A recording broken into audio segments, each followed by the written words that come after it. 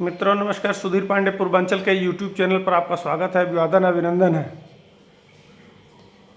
कोसी नदी के सिल्ट सफाई में करोड़ों का घोटाला हुआ है, उसी पे बात करेंगे। बताएंगे किस तरह से घोटाला हुआ, किस तरह से पुलिस मात्र 5 किलोमीटर, माने 5 किलोमीटर नहीं 2-3 किलोमीटर दूरी पर थाना है और 2 साल से एफआईआर दर्ज नहीं हुआ।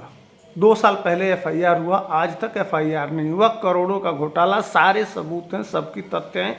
इसी को लेकर मैंने थंबनेल पे लिखा, आइए तेजस्वी के ज़माने में, नीतीश कुमार के ज़माने में अधिकारी किस तरह से घोटाला कर रहे हैं। यह घोटाला हुआ है, सबूत है, एविडेंसेस मैंने पहले लगा दिया है। तो आइए इसी पे बात करते हैं, समझते हैं यह घोटाला और यह एफआईआर क्यों नहीं हुआ और कौन सी कंपनी थी, किसने फ्रॉड कर दिया और कैसे फ्रॉड किया और पूरा विभाग अमला देखता रहा और कुछ नहीं हुआ। बड़ा मामला नहीं है, मामला 5 ही करोड़ का है, लेकिन 5 लोगों को करोड़पति, गरीबों को करोड़पति बनाया जा सकता है। अगर 1-1 लाख बांटा जाए तो 500 लोगों को लाखपति बनाया जा सकता है। कहने के लिए 5 करोड़ कोई घोटाला थोड़ा है, लेकिन तेजस्वी के संबंधित लोग कैसे करते हैं, इसी पे बात करेंगे। तो वीडियो को लाइक, शेयर, सब्सक्राइब करिए। आइए मुद्दे पे चलते हैं। कोसी नदी है, बिहार में 2 नदियां हैं, एक गंडक एक कोसी, जिस पे बैराज बनाया गया है। खासकर यह दोनों नदियों पे बैराज ही, इन दोनों नदियों पर ही बैराज क्यों बनाया गया, इसके पीछे का कारण है।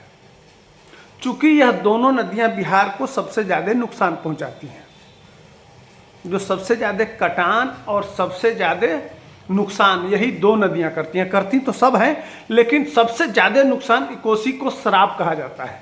उसी तरह से नारायणी भी सबसे ज़्यादा नुकसान करती है, जो पश्चिमी चंपारण होते हुए निकल जाती है, गोपालगंज होते हुए, छपरा सिवान होते हुए वो जाके मिल जाती है गंगा में। सबसे छोटी नदी है, नेपाल ऊंचाई पे है। जो पानी आता है वो इतना स्पीड बनाता है कि ज़्यादा कटाव होता है, फैलाव नदी का ज़्यादा होता है, हर साल अपना दायरा बढ़ाती है, इसलिए बिहार में ज़्यादा इसका नुकसान होता है।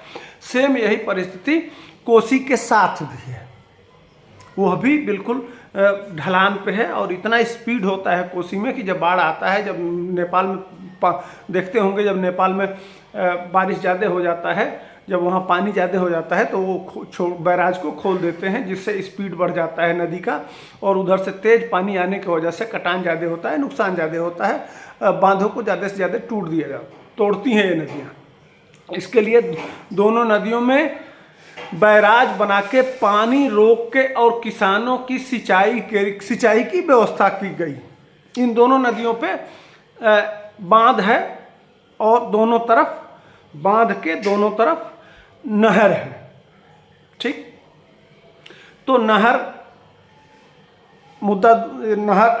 मुद्दा आया कहाँ से, भ्रष्टाचार कहाँ है, उसको समझने के लिए तो उन नहरों में पानी जो जाता है बरसात के अलावा जाड़ा, गर्मी और अन्य दिनों में, तो पानी के साथ बालू जाता है, तो बालू जम जाता है नीचे, तो उसी के सिल्ट के सफाई के लिए सरकार टेंडर करती है।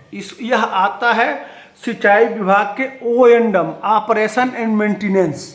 कोई भी सामान होगा तो जब बन के तैयार हो जाता है तो उसके रख रखाव की जिम्मेदारी होती है। तो कोसी बैराज जहाँ है वहीं पे इसका ऑफिस है।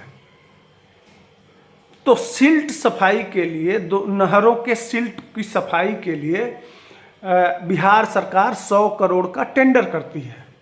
टेंडर मिलता है साउथ की एक कंपनी को, धरतीपुत्र सिल्ट कंस्ट्रक्शन प्राइवेट लिमिटेड, उसको 100 करोड़ का टेंडर मिलता है, माने वो बालू जो होता है उसकी सफाई के लिए।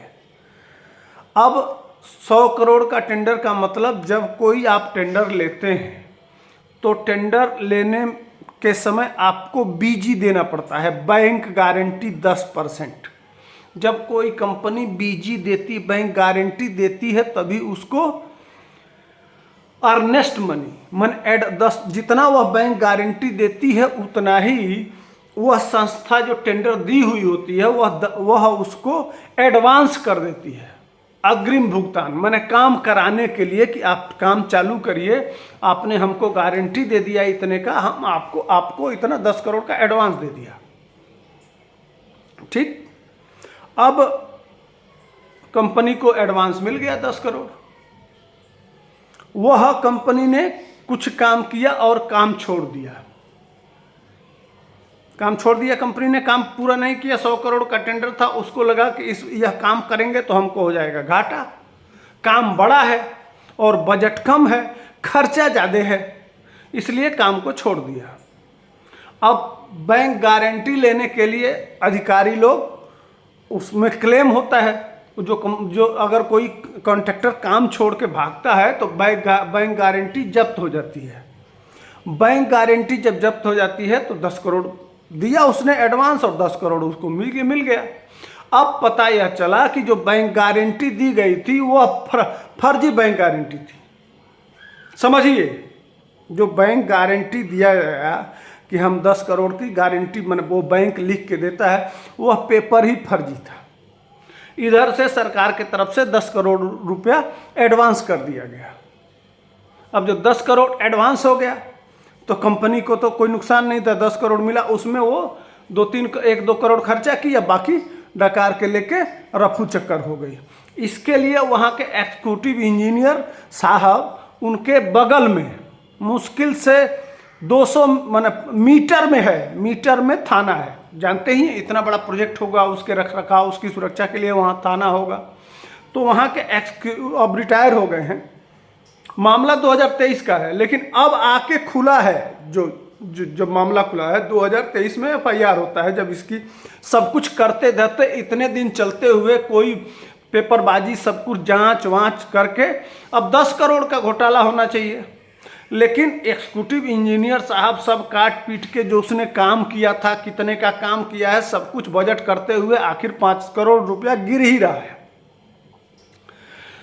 तो उन्होंने FIR किया। कैसे? डाक से FIR भेजे। घर के बगल में थाना है, जाके नहीं दिया जाता है अधिकारी को, तो वो डाक से। अब वह डाक का FIR न आज तक पहुंचा, और FIR हुआ कि नहीं, उसमें क्या कार्रवाई हुई, आज तक वह पूरा अमला, इस घोटाले को टॉप टू बॉटम सिंचाई मंत्रालय आज किसके पास है, ये अंदाजा लगा सकते हैं। इसीलिए मैंने कहा, तो अब वो साहब पैदल जाके एक बार पैरवी भी नहीं किए कि 5 करोड़ का घोटाला हो गया, फर्जी बीजी था हमारे साथ, बिहार सरकार के पास 420 हुआ। और अब इतने दिन लंबित रहने के कारण वह अधिकारी भी रिटायर हो गए। अब अंदाजा लगाइए कि किस तरह से काम चल रहा है बिहार में, और किस तरह से होता है, और किस तरह से भ्रष्टाचार पे कार्रवाई होती है, कितनी त्वरित। बगल में बिल्कुल से पैदल जाके और थाने पे FIR करा सकते थे, रोज जाके पैरवी करके उस कंपनी के ऊपर गिरफ्तारी हो जाती है। लेकिन 1 साल पहले डाक से भेजा गया, FIR पहुंचा कि नहीं, उसमें क्या हुआ, गिरफ्तारी नहीं। अब मामला जब खुला है, ये मामला जब मीडिया में आया है, तो वही ढक के 3 पात, कुछ नहीं, लेके चला गया तो चला गया, कोई बात नहीं। सरकारी पैसा था, कोई आपके जेब का पैसा थोड़े था। बिहार के लोग टैक्स थोड़े देते हैं, गरीब टैक्स थोड़े देता है। हो गया होगा, दरोगा जी का भी पूजा कर दिया होगा, जो अधिकारी होंगे उनकी भी पूजा हो गई होती। अब अपने बचने के लिए कि हमारा पेंशन न रुक जाए, हमारे ऊपर कार्रवाई न हो जाए, इसके लिए उन्होंने डाक से लिख दिया कि भैया हम तो भेज दिए थे, देखिए FIR के लिए। अब पुलिस न करे, अब पुलिस की जिम्मेदारी है नहीं, वह कह देगी मुझको मिला ही नहीं है, पता नहीं कहाँ चला गया, और वो 10 करोड़ रुपया पानी में बह गया। तो ये रहा एक छोटा सा भ्रष्टाचार का विश्लेषण। मैंने कहा कि यह बिहार की जनता को जानना चाहिए, तो ये विषय लेके आया। इसी के साथ तब तक के लिए हमको दीजिए विदा। जय हिंद, वंदे मातरम।